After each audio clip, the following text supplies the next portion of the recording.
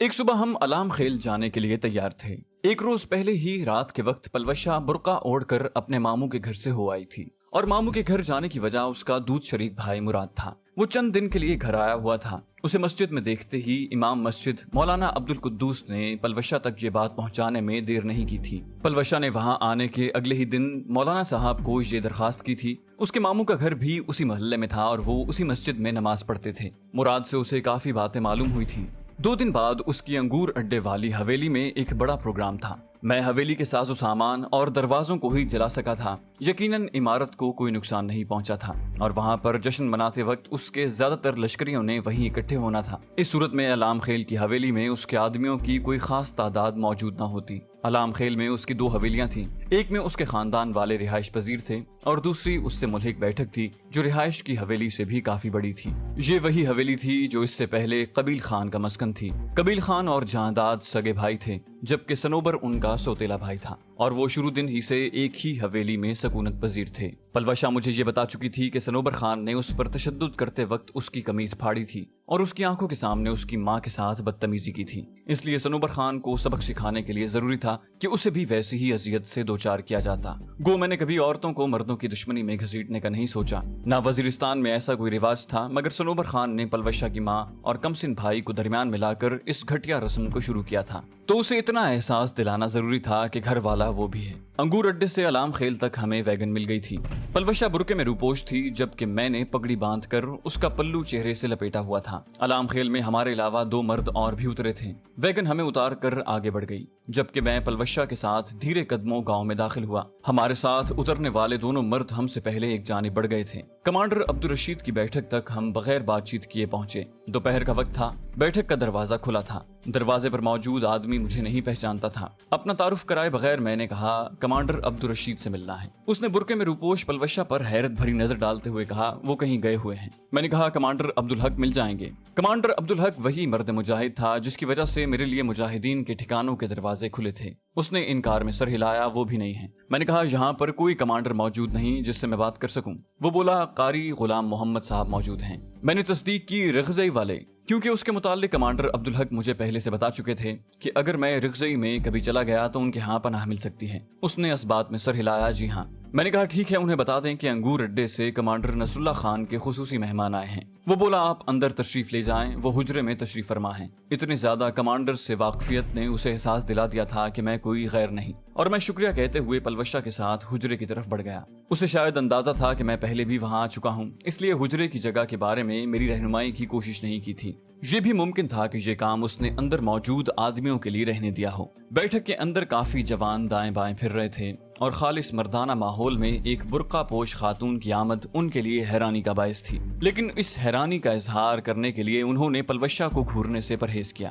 حجرے میں قاری غلام محمد صاحب چند دوسرے آدمیوں کے ساتھ بیٹھے ہوئے تھے۔ چونکہ میں انہیں شکل و صورت سے نہیں جانتا تھا، اس لیے میں نے اندر داخل ہوتے ہی السلام علیکم کہا اور ان کے متعلق پوچھا۔ تکیے سے ٹیک لگائے گھنی داڑھی والے ایک صحت مند آدمی نے خوش اخلاقی سے کہا، جی، اور پھر برقع پوش پلوشہ پر نظر پڑتے ہی اس نے ہاتھ کے اشارے سے وہاں بیٹھے ہوئے دوسرے آدمیوں کو جانے کا کہا۔ تمام خاموشی سے اٹھ کر حجرے سے باہر نکل گئے۔ قاری غلام محمد نے مجھے بیٹھنے کا اشارہ کیا، تشریف رکھیں، اور میں پلوشہ کے ساتھ زمین پر بچھی چٹائیوں پر بیٹھ گیا۔ ہمارے بیٹھتے ہی اس نے نرم لہجے میں پوچھا، کیا خدمت کر سکتا ہوں؟ میں نے کہا، ہم نصر اللہ خان خوجل خیل کے جاننے والے ہیں، کسی کام سے آئے ہیں، 2-3 دن یہاں گزاریں گے۔ قاری غلام محمد ہچکچاتے ہوئے بولا، مگر کوئی خاتون جہاں نہیں رہ سکتی۔ پلوشہ نے اپنا برقع سامنے سے اٹھاتے ہوئے معصومانہ لہجے میں کہا، ایسی بھی کیا بے رخی ہے استاد جی؟ قاری غلام محمد کی آنکھیں حیرت سے پھیل گئی تھیں۔ او پلو خان، تمہارے بارے میں معلوم ہوا تھا کہ تم پلوشہ خان وزیر ہو، مطلب وہ حقیقت تھی؟ پلوشہ نے اس بات میں سر ہلایا، جی استاد جی۔ وہ بولے، اس کا مطلب ہے آپ ایس ایس ہیں۔ وہ میری طرف متوجہ ہوا اور میں نے اس بات میں سر ہلایا۔ یوں بھی مجاہدین اور سنوبر خان کے آدمیوں کی اکثریت مجھے ایس ایس کہہ کر پکارتی تھی۔ وہ بولے، اگر آپ لوگ برا نہ منائیں تو ایک بات کہوں؟ اس کی نصیحت کرنے سے پہلے پلوشہ نے کہا، یہ میرے شوہر ہیں استاد جی۔ وہ اطمینان بھرا سانس لیتے ہوئے بولا، ماشاءاللہ، مبارک ہو۔ شادی کب کی؟ پلوشہ نے تفصیل بتاتے ہوئے کہا، 1.5 ماہ سے زیادہ ہو گیا ہے۔ چچا نصر اللہ نے خود نکاح پڑھوایا تھا۔ وہ بولے، بہت خوشی ہوئی، اور یہ آپ کا اپنا گھر ہے بیٹی، یہاں رکنے کے لیے کم از کم میری اجازت کی ضرورت آپ کو نہیں۔ پلوشہ عقیدت سے بولی، آپ تمام اساتذہ کی اجازت مجھے زندگی کے ہر مرحلے پر درکار ہوگی استاد جی۔ میں نے یہ شادی بھی چچا نصر اللہ خان کے کہنے پر کی ہے۔ वो बोले खुश रहो बेटी। कारी गुलाम मोहम्मद ने आगे बढ़कर उसके सर पर हाथ रखा। यकीनन खाना आप अपने कमरे में खाना पसंद करेंगे। पलवशा ने इस बात में सर हिलाया, जी उस्ताद जी। वो बोले चले मैं आपको आपका कमरा दिखा दूं। वो हमें साथ लेकर बैठक के शुमाली कोने में बने हुए एक बड़े से कमरे के पास लाया, जिसके साथ मुल्हिक बैतुल खला और गुसल खाना मौजूद था। वो कमरा यकीनन पलवशा की वजह से हमारे हवाले हुआ था, वरना इससे पहले मैं और सरदार जहाँ रह चुके थे उस वक्त भी हमारे हवाले उन्होंने अलहदा कमरा किया था, लेकिन उस कमरे में ये सहूलत मौजूद नहीं थी। गो पलवशा लड़का नुमा लड़की थी और अभी तक उसके सर के बाल इतने नहीं बड़े थे जिनमें पोनी डाली जा सके या जूड़ा बांधा जा सके। इसी तरह ना तो उसकी सुतवा नाक में औरतों की तरह सुराख हुआ था और ना कानों में। अब भी मर्दाना लिबास पहनकर वो लड़के का किरदार आसानी से अदा कर सकती थी, लेकिन मुझे उसका बेपर्दा फिरना बिल्कुल पसंद नहीं था। मेरा पक्का इरादा था कि सनोबर खान को अंजाम तक पहुंचाते ही उसे किसी बहाने तलगंग जाकर छोड़ाऊंगा। उसे अपने इरादे से मुत्तला करना गोया नया महाज खोलने के मुतरादिफ था, इसलिए ये इरादा मेरे दिल में निहा रहा। शादी के बाद से वो खाना मुझे अपने हाथों से खिलाती। खाना खाकर हम आराम के लिए लेट गए। जोहर की नमाज मैंने बाकियों के साथ अदा की थी, अलबत्ता पलवशा कमरे से बाहर न निकली। मस्जिद में मुझे कुछ और जानने वाले भी मिल गए थे, जिनसे पहली मर्तबा यहाँ रहते हुए मुलाकात हुई थी। कुछ देर उनसे गपशप करके मैं पलवशा के पास पहुंच गया। रात का खाना खाकर हम दोनों तैयार होकर बाहर निकल आए। पलवशा एक बार फिर लड़के के रूप में थी, लेकिन चेहरा छुपाने के लिए उसने अपनी पगड़ी का पल्लू चेहरे पर इस तरह लपेट रखा था कि उसकी सिर्फ आंखें ही नजर आ रही थी। गो उसकी आंखें भी किसी को ज़ेरो ज़बर करने के लिए काफी थी, मगर रात के वक्त कोई कहां उन पर गौर करता। कारी गुलाम मोहम्मद को मैंने बता दिया था कि कुछ देर के लिए हम बाहर जा रहे हैं, ताकि वो अपने संतरियों को उसकी इत्तला कर दे। क्लैशनकोफ हमने कमरे में ही छोड़ दी थी और दोनों के पास साइलेंसर लगे ग्लॉक 19 पिस्तौल मौजूद थे। अलाम खेल उसका अपना गांव था और वो उसके चप्पे चप्पे से वाकिफ थी। मैं और सरदार भी उस गांव को अच्छी तरह खंगाल चुके थे, इसलिए मेरा भी वो खूब देखा भाला था। यूं भी अलाम खेल को पलवशा की पैदाइश का गांव होने की सादत हासिल थी, इस लिहाज से फितरी तौर पर मेरे दिल में अलाम खेल की मोहब्बत बसेरा किए हुई थी। मैंने कहा, जानती हो, कबील खान की वजह से मुझे अलाम खेल से नफरत जैसी थी, मगर आजकल अलाम खेल मुझे अपने गाँव की तरह प्यारा लगता है। वो बोली, एक बात आज तक मेरी समझ में नहीं आई। सनोबर खान की हवेली की तरफ मटर गश्त के अंदाज में जाते हुए वो सरगोशी में बोली। मैंने हैरानी से पूछा, कौन सी बात? वो जज्बाती लहजे में बोली, यही कि आखिर आपको मुझ में ऐसी कौन सी चीज नजर आई जो आपने मुझे इतने ऊंचे मकाम पर बिठा दिया। मैं इस्तेहज़ाई अंदाज में हंसा, तो मुझ में कौन से सुरखाब के पर लगे हैं? वो बोली, अगर आप में सुरखाब के पर न लगे होते तो वो कमीनी जेनिफर आपके पीछे अमेरिका से यहाँ ना आती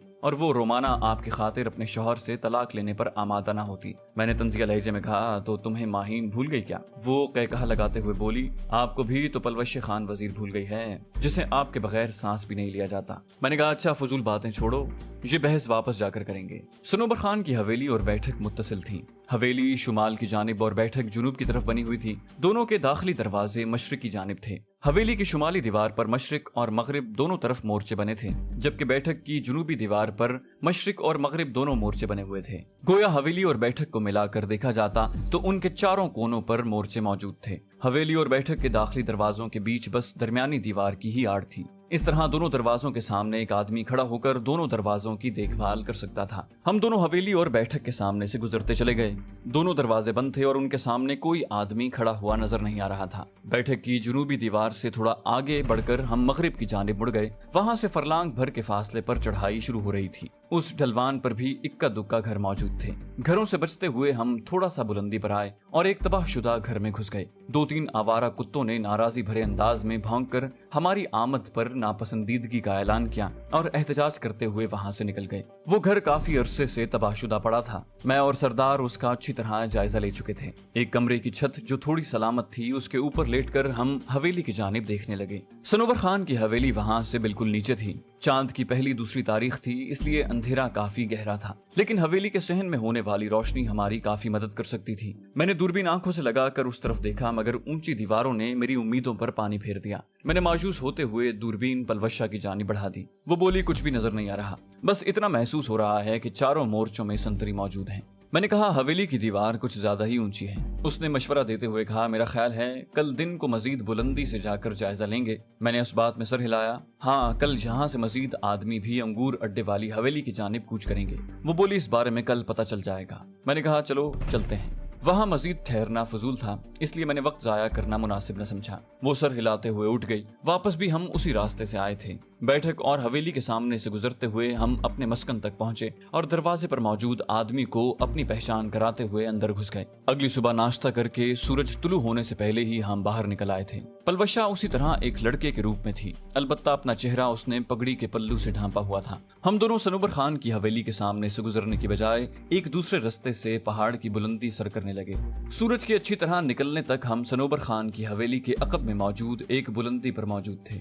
उस जगह से खाली आंखों से कोई खास निगरानी नहीं हो सकती थी, मगर हमारे पास एक ताकतवर दूरबीन मौजूद थी। दरख्तों के झुंड में छुपकर हम बैठक और हवेली के सहन का जायजा लेने लगे। चूंकि ये बुलंदी ऐन उस हवेली और बैठक के अक़ब में मौजूद थी और उसका फासला इतना ज्यादा नहीं था, इसलिए यहाँ से दोनों इमारतों के सहन का जायजा लिया जा सकता था। नामालूम हवेली बनाते वक्त कबील खान या बनाने वाले ने इस मुताल्लिक क्यों सोचा था? शायद इतनी बुलंदी से सिर्फ दूरबीन की मदद से ही महदूद सा दिखाव मुमकिन था, इसलिए उन्होंने उसे अहमियत नहीं दी थी। यूं भी इतनी दूर से दूरबीन की मदद से भी किसी चेहरे की शनाख्त मुमकिन नहीं थी। बैठक के सहन में काफी हलचल मची हुई थी। 3 गाड़ियां हमें बैठक के दरवाजे से निकलकर अंगूर अड्डे का रुख करती नजर आईं। यकीनन वो रात को होने वाले जश्न में शिरकत करने जा रहे थे। मोर्चों का जायजा लेने पर हमें उनमें कोई हरकत नजर नहीं आई। थोड़ी देर दूरबीन से हवेली और बैठक का जायजा लेने के बाद पलवशा मुझसे मुखातिब हुई। राजू, मेरे जहन में एक मंसूबा आ रहा है। मैंने कहा, बोलो। सर पर पगड़ी लपेटे मर्दाना लिबास में कुछ अजीब ही दिखाई दे रही थी। वो बोली, अगर हम हवेली में घुसने की कोशिश करें तो शायद कामयाब हो जाएं। चारों मोर्चे खाली हैं और बैठक में आदमियों की तादाद भी न होने के बराबर होगी। चंद लम्हे सोच में खोए रहने के बाद मैंने कहा, चलो। वो खुश हो गई। सच? मैंने कहा, इसके अलावा कोई चारा भी नहीं है। रात को कम से कम मोर्चों में मौजूद लोग तो चौकन्ने होते हैं। इस वक्त वो यकीनन बेफिक्र होंगे और मोर्चे यूं भी खाली पड़े हैं। सिर्फ दाखिली दरवाजे पर ही कोई मुहाफिज मौजूद होगा। हम एहतियात से नीचे उतरने लगे। दोनों के पास साइलेंसर लगे ग्लॉक मौजूद थे। क्लैशनकोफ हम कमरे में ही छोड़ आए थे। रात जिस वीरान इमारत की छत से हमने हवेली की देखभाल करने की कोशिश की थी, वहां चंद लम्हे रुककर हमने एक बार फिर दूरबीन से मोर्चों के खाली होने का इत्मीनान किया। वहीं पर एक गिरे हुए कमरे की छत की कड़ियों में से पलवशा ने 7.5-8 फुट लंबी एक कड़ी उठा ली, जो मेरे बाजू के बराबर मोटी थी। मैंने पूछा, इसका क्या करोगी? वो बोली, जो भी मेरे करीब आया सर में मारकर उसका सर फाड़ दूंगी। मैंने शरारती लहजे में कहा, मेरे भी? हंसते हुए बोली, हाँ आपके भी, अगर दूर जाने की कोशिश की तो। मैं मुस्कुरा कर रह गया। मजीद कुछ कहे बगैर उसने उतराई की जानिब कदम बढ़ा दिए। बैठक और हवेली के अकब में छोटा सा खाली मैदान था। हवेली के दाएं बाएं जुड़ा कोई इमारत या मकान मौजूद नहीं था। जुनूब की तरफ 50-60 गज के फासले पर 2-3 घर बने थे और करीबन उतने ही फासले पर शुमाल की जानिब घरों का सिलसिला था। उन दोनों इमारतों के सामने पुख्ता सड़क बनी थी, जो वहां से अलाम खेल और अंगूर अड्डे को मिलाने वाली मुस्तकिल सड़क से मिलाप करती थी। सामने की जानिब ही सड़क उबूर करके ढलान थी, जिसके इख्तिताम पर कच्चे पक्के मकानात का सिलसिला शुरू होता था। वजीरिस्तान के चंद बड़े शहरों जैसे मीरान शाह, वाना, रजमक, मकीन वगैरह में तो गलियां और कूचे मिल जाते हैं, लेकिन आम आबादी सिलसिले गलियों वगैरह के तकल्लुफ से आजाद हैं। नजरिए जरूरत के तहत जिसको जहां जगह मिलती है वो अपना मकान बना लेता है। 2-2, 3-3 मकानात इकट्ठे होते हैं और फिर दरमियान में ढलान, मैदान, दरख्तों के झुंड या खेत आ जाते हैं और फिर चंद घर बने होते हैं। बड़े शहरों के मज़ाफात में मौजूद आबादी की भी यही सूरत हाल है। यहाँ ये भी बताता चलूं कि बड़े शहरों की आबादी भी पंजाब या केपी के किसी मुतवस्सत गांव से ज्यादा नहीं होगी। जब बड़े शहरों का ये हाल है तो छोटे देहातों का अंदाजा आप खुद कर सकते हैं। ढलान से उतरकर हम दोनों एक चट्टान के साथ यूं टेक लगाकर बैठ गए जैसे थक कर सस्ता रहे हों। दाएं बाएं का अच्छी तरह जायजा लेने के बाद हमने अकब में मौजूद दोनों मोर्चों को भी बगौर देख लिया था। दूर खेतों में चंद औरतें काम करती नजर आईं। ढलान उतरते वक्त एक बूढ़ा शख्स हमसे थोड़ा आगे गधे पर लकड़ियां लादे जा रहा था, जो हमारे चट्टान के साथ बैठने के बाद हवेली से मशरिकी जानिब होता हुआ आगे बढ़कर मजीद उतराई उतरने लगा और मकानात के सिलसिले में गायब हो गया। इन्हीं मकानों के मगरबी जानिब कुछ बच्चे और बच्चियां खेल रहे थे, लेकिन जब हम बैठक की दीवार के करीब पहुंच जाते तो उन्हें नजर न आते। मगरबी जानिब कुछ फासले पर 2 नाजनीन बकरियां भेड़ें चरा रही थीं और वही 2 ऐसी जगह पर थीं जहां से हमें आसानी से देखा जा सकता था। लेकिन उम्मीद यही थी कि अगर वो हमें देख भी लेती तब भी हवेली या बैठक के पास आकर किसी को बताने की जरूरत न करती, और उसकी वजह बैठक में ओबाश मर्दों की मौजूदगी और बैठक से मंसूब झूठी सच्ची कहानियां थीं, जिनमें सिन्फ नाज़ुक के साथ ज्यादती के वाकयात कसीर तादाद में मौजूद थे। अतराफ का जायजा लेने के बाद हम दोनों हदफ की जानिब मुतवज्जे हुए कहां से घुसा जाए। वो जल्दी से बोली, दोनों इमारतों को मिलाने वाली दीवार मुनासिब रहेगी। میں نے انکار میں سر ہلایا نہیں۔ یہاں سے گھسنے پر ہم دونوں عمارتوں میں موجود لوگوں کو دکھائی دے سکتے ہیں۔ اس کی بجائے جنوبی دیوار میں بنے ہوئے مورچے کی جگہ سے اندر داخل ہونے پر ایک تو دیکھے جانے کا خطرہ کم ہوگا، دوسرا وہاں سے آسانی سے نیچے بھی اتر سکیں گے۔ وہ بولی آپ کے ساتھ رہ کر میرا دماغ کام کرنا چھوڑ گیا ہے شاید۔ ہم دونوں دائیں بائیں دیکھتے ہوئے جنوبی مورچے کے عین نیچے آ کر کھڑے ہو گئے۔ وہ دیوار کافی بلند تھی اور بالکل ہی سیدھی بنی ہوئی تھی۔ وزیرستان کے لوگ گھر کی بیرونی دیواریں بہت اونچی بناتے ہیں۔ ہر گھر کا نقشہ کسی قلعے کے جیسا ہوتا ہے، چاروں طرف اونچی اونچی دیواریں اور ان کے بیچوں بیچ چھوٹے چھوٹے کمرے جن کی چھتیں چار دیواری سے نیچی بنی ہوتی ہیں۔ دیواروں کے اوپر وہ لوگ پلاسٹک، کھجور کی چٹائیاں یا پتے وغیرہ ڈال دیتے ہیں تاکہ بارش ہونے کی صورت میں پانی دیواروں کے اوپر نہ بہ سکے۔ ان دیواروں کی اونچائی 14 فٹ سے تو کم نہیں ہوگی۔ میرا قد 5 فٹ 9 انچ ہے، جبکہ پلوشا کا قد 5 فٹ 2 انچ ہوگا۔ اگر اس کے پاؤں میرے اٹھے ہوئے ہاتھوں پر ہوتے تب بھی وہ دیوار کی بلندی کو نہیں چھو سکتے تھے۔ دیوار کی طرف نظریں اٹھا کر دیکھتے ہوئے میں نے پریشانی ظاہر کی، گڑبڑ ہو گئی ہے۔ اس نے پوچھنے میں تاخیر نہیں کی کیا ہوا۔ میں نے پریشانی سے کہا اوپر کیسے چڑھیں گے؟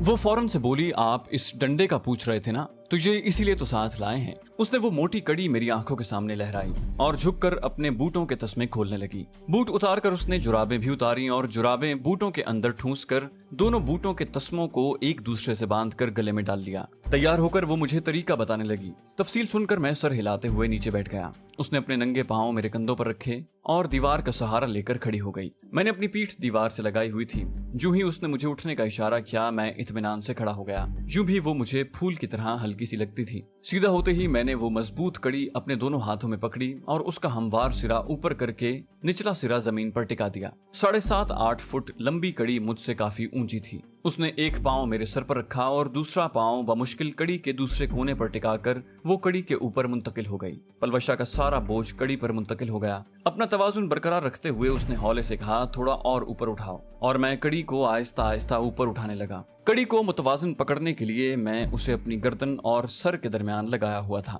میں بمشکل کڑی کو بلند کر پا رہا تھا۔ میرے بازو اکڑ گئے تھے اور مجھے محسوس ہو رہا تھا کہ میں زیادہ دیر کڑی کو اس انداز میں تھامے نہیں رہ پاؤں گا۔ کم از کم پلوشا کا وزن 50 کلو تو ہوگا، اور میں جانتا تھا کہ اگر کڑی میرے ہاتھوں میں ہلی جلی یا لرزی تو پلوشا نیچے بھی گر سکتی ہے، اور اسے چوٹ لگنے کے اندیشے پر میرے بازوؤں میں پورے جسم کی قوت سمیٹ آئی۔ میں نے بمشکل فٹ بھر کڑی کو بلند کیا ہوگا کہ اچانک میرے ہاتھ پاؤں بالکل ہلکے ہو گئے۔ میں نے گہرا سانس لے کر اوپر کی جانب نظریں اٹھائیں۔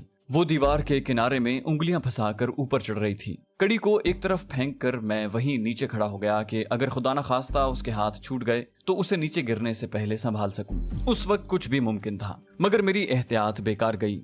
وہ دیوار کے اوپر پہنچ کر بیٹھک کے صحن کا جائزہ لینے لگی۔ چند لمحوں کے بعد وہ مطمئن ہو کر دیوار پر اس طرح لیٹ گئی کہ اس کا پیٹ تو دیوار کے اوپر تھا، نچلا دھڑ دوسری جانب اور ہاتھ میری طرف جھکے ہوئے تھے۔ اس کے ساتھ اس نے سر سے پگڑی اتار کر اس کا ایک لمبا سرا اپنے ہاتھوں میں پکڑا اور دوسرا سرا میرے لیے نیچے لٹکا دیا۔ اس نے پتلی دھوتی نما چادر ہی پگڑی کے انداز میں سر سے لپیٹی ہوئی تھی۔ میں نے ایک پتھر سے کڑی کا نچلا سرا جوڑ کر اسے دیوار کے ساتھ سیدھا کھڑا کیا اور پلوشا کی چادر کو پکڑ کر آہستہ آہستہ اوپر اٹھنے لگا۔ میری نظر اس کے سرخ پڑتے چہرے پر تھی۔ صاف لگ رہا تھا کہ اسے بہت زیادہ قوت صرف کرنا پڑ رہی ہے۔ اسے زیادہ زحمت سے بچانے کے لیے میں نے کڑی کو دیوار کے ساتھ کھڑا کیا تھا۔ وہ 7.5-8 فٹ لمبی کڑی کافی مدد دے سکتی تھی۔ تھوڑا سا اوپر ہوتے ہی میں کڑی کے ہموار سرے پر پاؤں رکھنے میں کامیاب ہو گیا۔ ایک دم پلوشا کے ہاتھوں پر سے میرا وزن ہٹ گیا اور میں دیوار کا سہارا لے کر آہستہ آہستہ کھڑا ہو گیا۔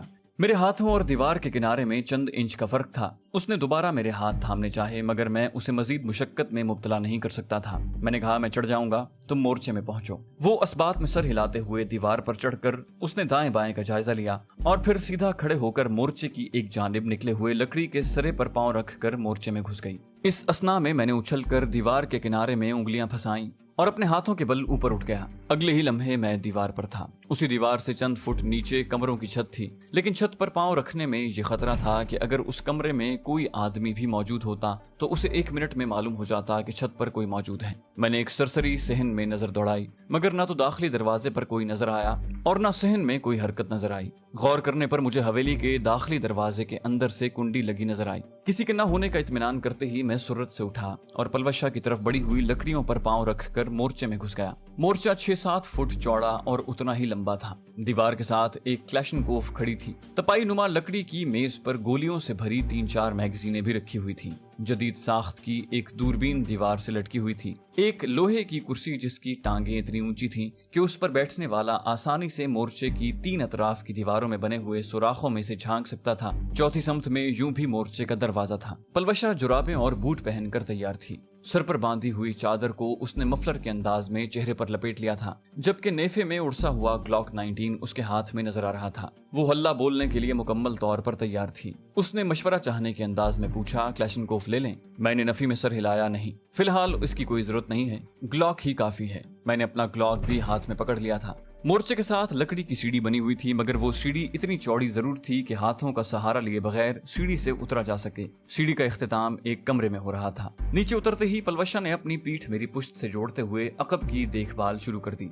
मैंने बारहा परखा था कि उसका अंदाज किसी तरबियत याफ्ता कमांडो का था। उस कमरे के 2 दरवाजे थे, एक बाहर सहन की तरफ खुलता था जबकि दूसरा बरामदे की तरफ। हमारा रुख अंदर की तरफ था। ग्लॉक को फायर की तैयार हालत में थामे दबे कदमों में मैं आगे बढ़ता गया। एक कमरे से बेहंगम मौसीकी की आवाज आ रही थी। उस कमरे के दरवाजे से हम एक लंबे चौड़े बरामदे में दाखिल हुए, जिसकी मगरिबी जानिब कमरों के दरवाजे और मशरकी जानिब बैठक का खुला और वसी सहन था। कमरों की ये कतार दीवार के इख्तिताम के बाद भी खत्म नहीं होती थी, बल्कि शुमाली दीवार की तरफ मुड़ जाती थी। अगर मगरिब की जानिब से देखा जाता तो वो कमरे और बरामदा अंग्रेजी के हर्फ एल की तरह नजर आ रहा था। शुमाली जानिब इन कमरों और बरामदों के इख्तिताम पर एक अलहदा कमरा बना हुआ था, शायद वो संतरियों के लिए बना था। जुनूब मशरकी दीवार के मिलाप पर भी जुनूब मगरिबी दीवार के कोने की तरह एक तवील कमरा बना हुआ था, जिस पर एक मोर्चा मौजूद था, जिससे मशरिक और जुनूब की जानिब की देखभाल की जा सकती थी। मोर्चे वाले मशरकी और मगरिबी दोनों कमरों के दरमियान थोड़ी सी जगह खाली थी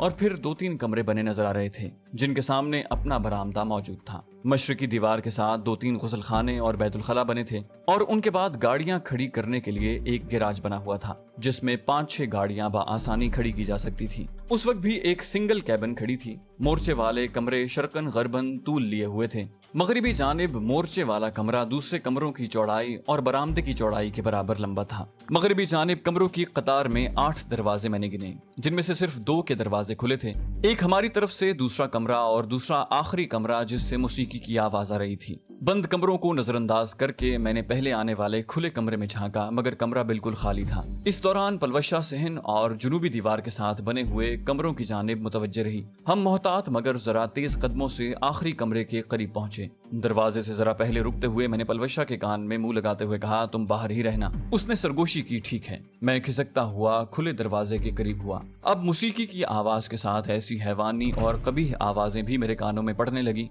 जो देखे बगैर कमरे का अंदरूनी मंजर आश्कार कर रही थी। मैंने दिल ही दिल में शुक्र किया कि मैं पलवशा को बाहर रुकने का कह चुका था। कमरे के दोनों पट खुले हुए थे, इसलिए मुझे दरवाजे को ठोकर मारकर या धकेल कर अंदर दाखिल होने की जरूरत नहीं थी। मैं ग्लॉक दोनों हाथों में थामते हुए छलांग मारकर अंदर घुसा, क्योंकि पिस्तौल को अगर एक की बजाय दोनों हाथों में थामा जाए तो दुरुस्त निशाना लेने में आसानी रहती है। खबरदार अगर किसी ने हरकत की। मेरी आवाज इतनी बुलंद थी कि कमरे में मौजूद आदमी ही सुन सकते थे।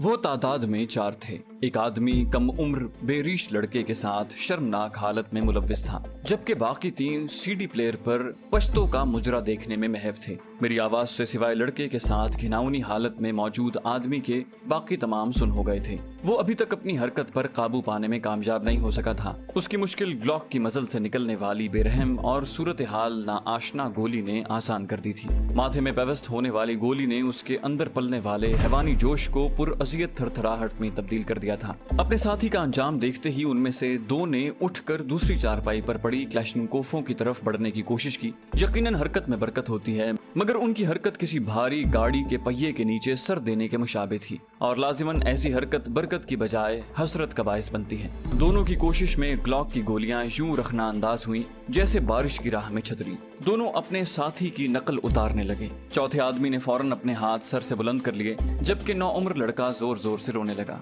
मैंने कहा, चुप, जल्दी से कपड़े पहनो। वो लरसता हुआ अपने लिबास की तरफ मुतवज्जे हुआ। मैंने जोर से कहा, हालात काबू में हैं, बाहर ही रहो। पलवशा तक अपनी खैरियत पहुंचाकर मैं आगे बढ़कर माहिराना अंदाज में चौथे आदमी की तलाशी लेने लगा। मगर उसकी जेबों में कोई काबिल जिक्र चीज मौजूद नहीं थी। उसकी कमीज उतार कर मैं उसी से उसके हाथ पुश्त पर बांधने लगा। LED की स्क्रीन पर पश्तो के भड़कीले गीत पर चुस्त शलवार कमीज में मलबूस एक रक्कासा जिस्म को यूं तोड़ मोड़ रही थी जैसे उसे तशन्नुज के दौरे पड़ रहे हों।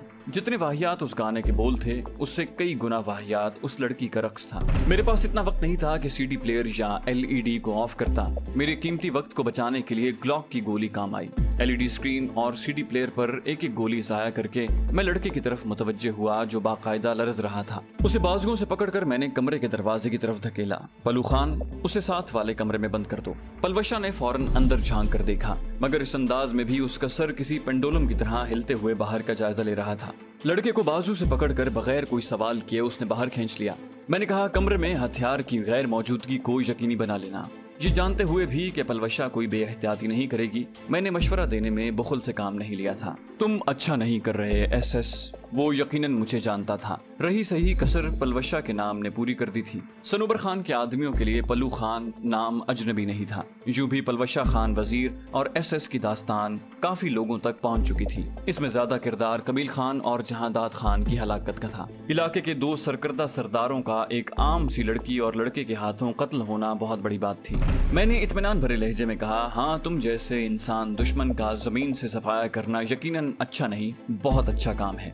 वो बोला, तुम्हारी हमारे साथ कोई दुश्मनी नहीं। मैं इत्मीनान भरे लहजे में बोला, मगर मेरी तो है। वो बोला, वजह? मैंने कहा, तुम मेरे वतन के दुश्मन हो और मेरे लिए यही वजह काफी है। वो बोला, सरदार सनोबर खान इस बार तुम्हें माफ नहीं करेगा। उसने दबे लफ्जों में धमकियां देना चाही। इस मर्तबा मेरा हाथ घूमा और वो उलट कर पीछे को गिरा। मैंने उसे सर के बालों से पकड़कर सीधा बिठाया। मैं तुम्हारी धमकियां सुनने नहीं आया, इसलिए जो पूछता हूँ आराम से उसका जवाब देते रहो। वो कोई लफ्ज मुंह से निकाले बगैर कीना तोज नजरों से मुझे घूरने लगा। मैंने पूछा, तुम्हारा नाम? वो आहिस्ता से बोला, शाहजहां। मैंने कहा, बाकी लोग कहाँ दफा हो गए हैं? मैंने जानते बूझते ऐसा सवाल किया था जिसकी बाबत मुझे मालूम था। वो बोला, थोड़ी देर पहले यहाँ से निकले हैं, बस आते ही होंगे। उसने सफाई से झूठ बोला और मैं उसके झूठ बोलने का ही मुंतजिर था। अगले सवाल से पहले मैंने चारपाई पर पड़ी क्लैशनकोफ की स्लिंग निकालकर उसकी नंगी पीठ पर चाबुक की तरह तवातुर से बरसाई। उसने सख्ती से होंठ भींच लिए थे, मगर ज्यादा देर सब्र न कर सका और जल्द ही कराहने पर मजबूर हो गया। उसकी पीठ पर सुर्ख लकीरें पड़ गई थी, किसी किसी जगह से खून भी रिसने लगा था। मैंने कहा, यकीनन अब झूठ नहीं बोलोगे।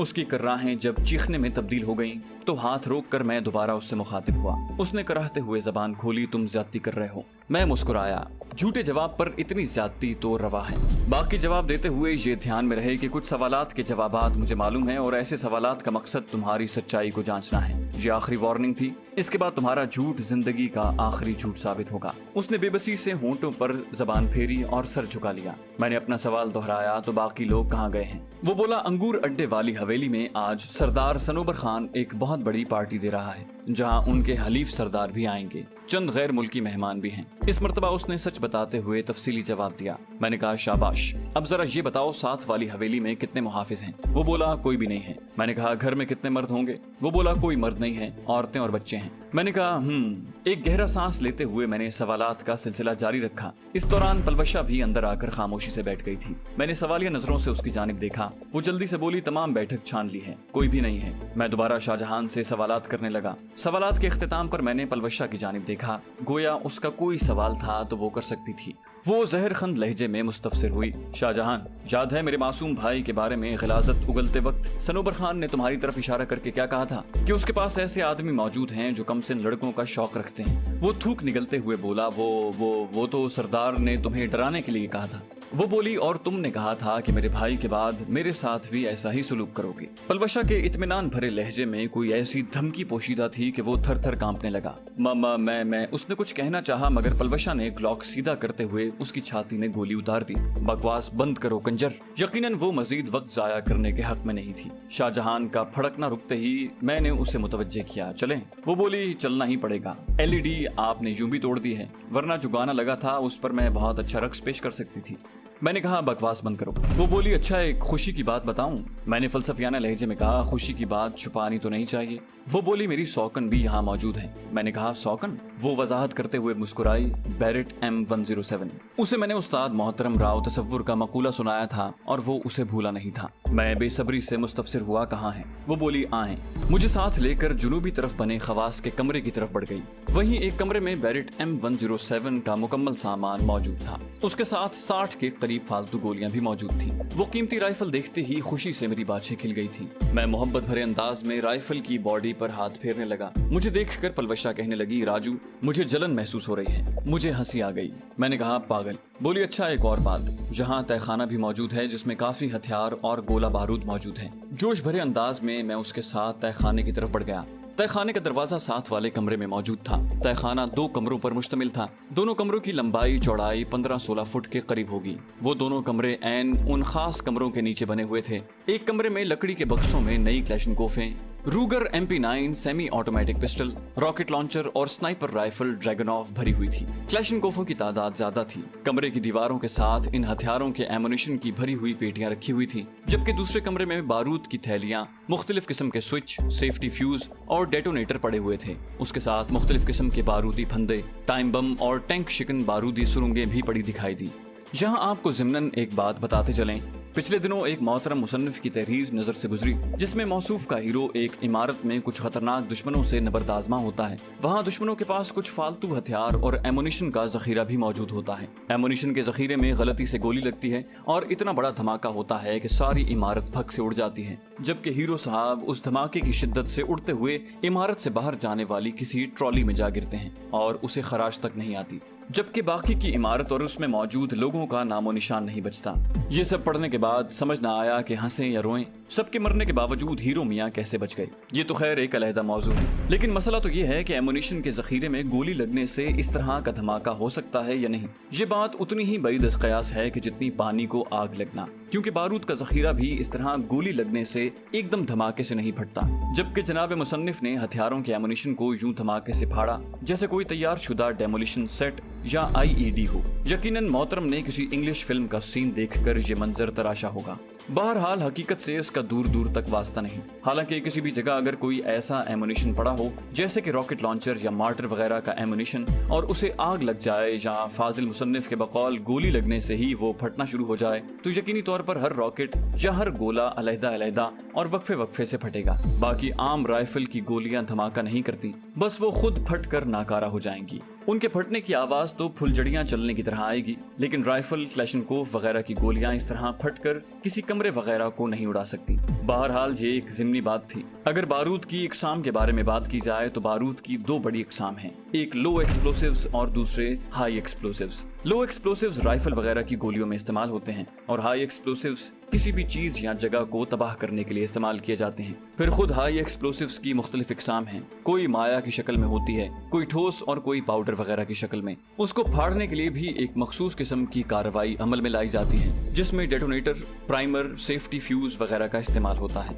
इसी तरह हाई एक्सप्लोसिव्स बारूद को शैतानी फंदों में भी लगाकर इस्तेमाल किया जाता है, जिनमें कुछ फंदे ऐसे होते हैं जो खींचने पर चाल करते हैं, जिन्हें दरवाजों और खिड़कियों वगैरह में इस्तेमाल किया जाता है। कुछ फंदे वजन पड़ जाने पर चलते हैं, जैसे बारूदी सुरंगें, कुछ वजन हटने पर चाल करते हैं। ऐसे फंदे आम इस्तेमाल की ऐसी चीजों के नीचे रख कर इस्तेमाल किए जाते हैं जिन्हें आम रोजमर्रा में लोग दाएं बाएं करते रहें। इनमें कुछ ऐसे होते हैं जो मखसूस वक्त पर चलते हैं, जिन्हें टाइम बम कहा जाता है। खैर, ये चंद बारूद के बारे में बातें थी, वरना बारूद अपने आप में एक बड़ा मौजू और मुस्तकिल इल्म है।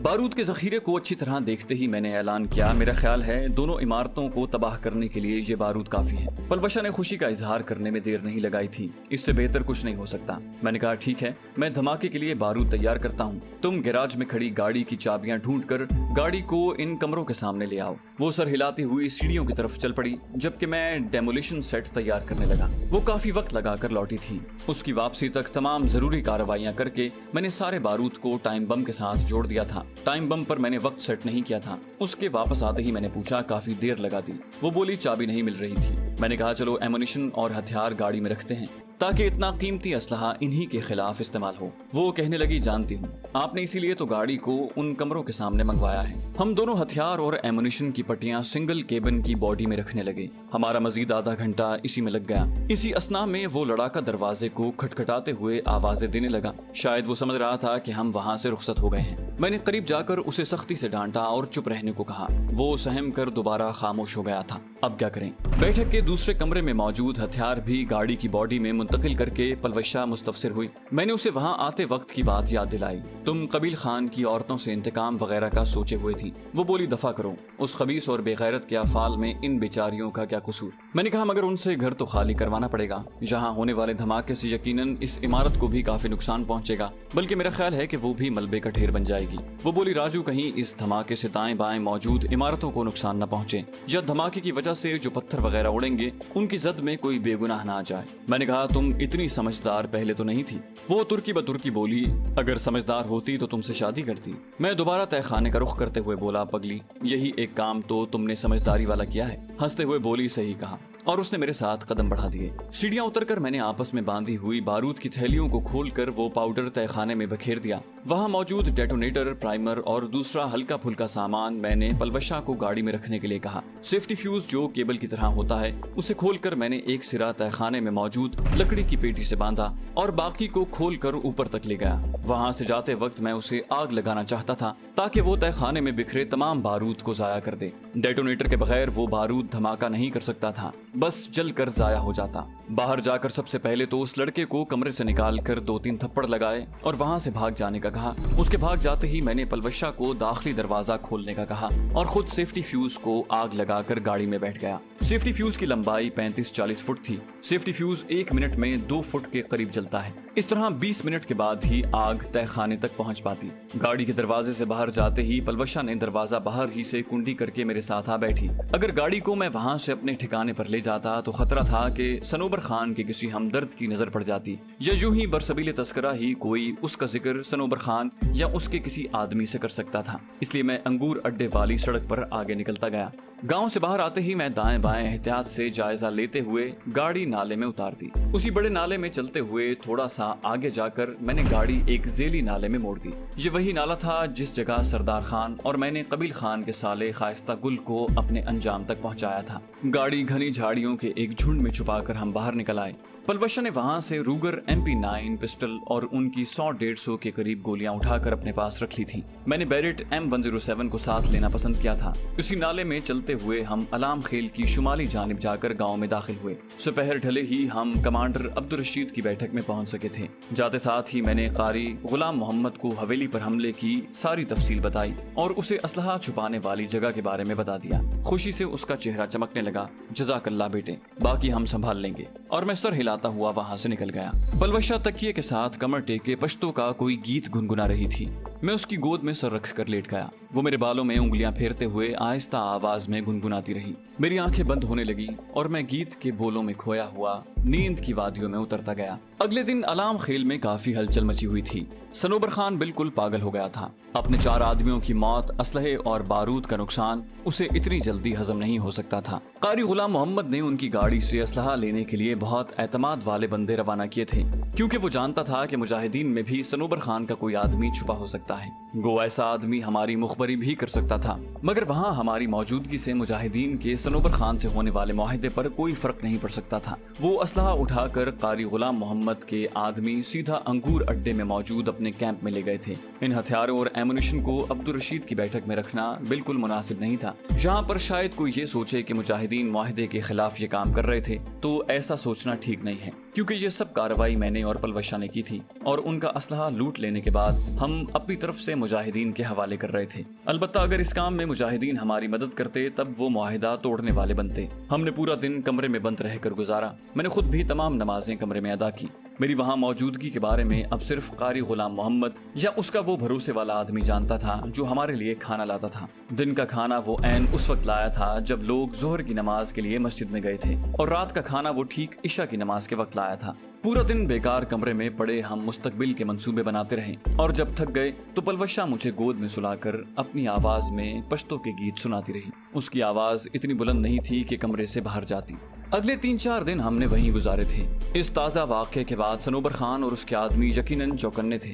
اتنا اندازہ تو مجھے بھی تھا کہ صنوبر خان تک یہ بات پہنچ گئی ہوگی کہ اس کارروائی کے پیچھے کس کا ہاتھ ہے، اور کوئی نہیں تو وہاں موجود جس لڑکے کو ہم نے زندہ جانے دیا تھا اس نے ضرور اس تک یہ خبر پہنچا دی ہوگی، کیونکہ ایسے لڑکوں کی صنوبر خان کی بیٹھک میں آمد و رفت رہتی تھی۔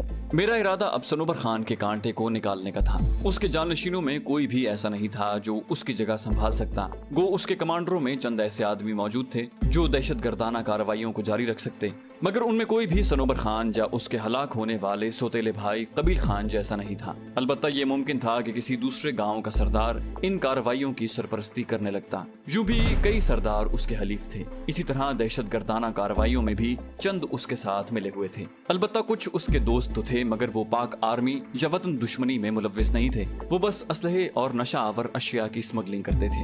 صنوبر خان کو ٹھکانے لگانے کے بعد میرا ارادہ پلوشہ کو گاؤں چھوڑ کر آنے کا تھا، کیونکہ میں اسے مزید ان خطرناک کارروائیوں میں ساتھ نہیں رکھ سکتا تھا۔ پاک آرمی کا سپاہی ہونے کے ناطے میری ذمہ داری تو یہ بنتی تھی کہ میں دہشت گردوں کے خلاف لڑتا، لیکن پلوشہ کسی بھی حساب سے ان کارروائیوں کا حصہ بننے کی مجاز نہیں تھی۔ اس کا میرے ساتھ موجود ہونا مجھے جتنا بھی خوش کرتا، لیکن حقیقت یہ تھی کہ اس کی وجہ سے میرا دل ہر وقت مختلف قسم کے اندیشوں سے لرزتا۔ وہ تربیت یافتہ، حوصلہ مند، بہادر اور دلیر لڑکی تھی جو دشمنوں کو ناکوں چنے چبانے کی صلاحیت رکھتی تھی، لیکن میں چاہتا تھا کہ اسے ان مشکلوں سے دور رکھوں۔ رات کافی گزر گئی تھی، باتیں کرتے کرتے پلوشہ کی آنکھیں بند ہونے لگی۔ اچانک دروازے پر دستک ہوئی، میں ہڑبڑا کر اٹھ بیٹھا اور دروازہ کھولنے لگا۔ پلوشہ فوراً رضائی میں گھس گئی تھی۔ اسے معلوم تھا کہ میں اس کا مردوں کے سامنے آنے کا برا مناتا ہوں، اور وہ میرے جذبات کا احترام کرتی تھی، مجھے ناراض کرنے کے بارے میں سوچ بھی نہیں سکتی تھی۔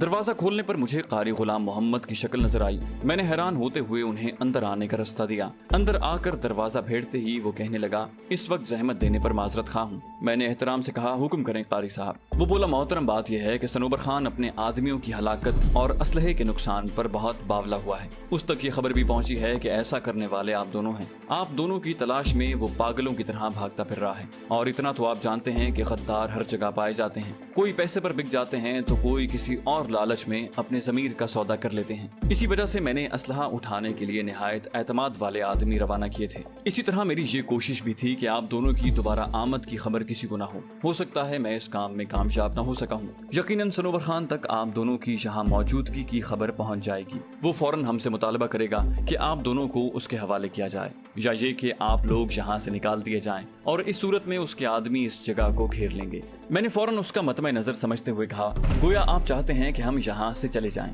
اس نے نفی میں سر ہلایا، نہیں، میں اس وقت آپ لوگوں کو یہاں سے بھاگنے کا راستہ دکھانے آیا ہوں کہ بالفرض ایسا ہو جائے تو آپ لوگ کیسے بچ کر نکل سکتے ہیں۔ میں نے کہا، میرا خیال ہے ہمیں علام خیل سے نکلنے کے تمام رستوں کا علم ہے۔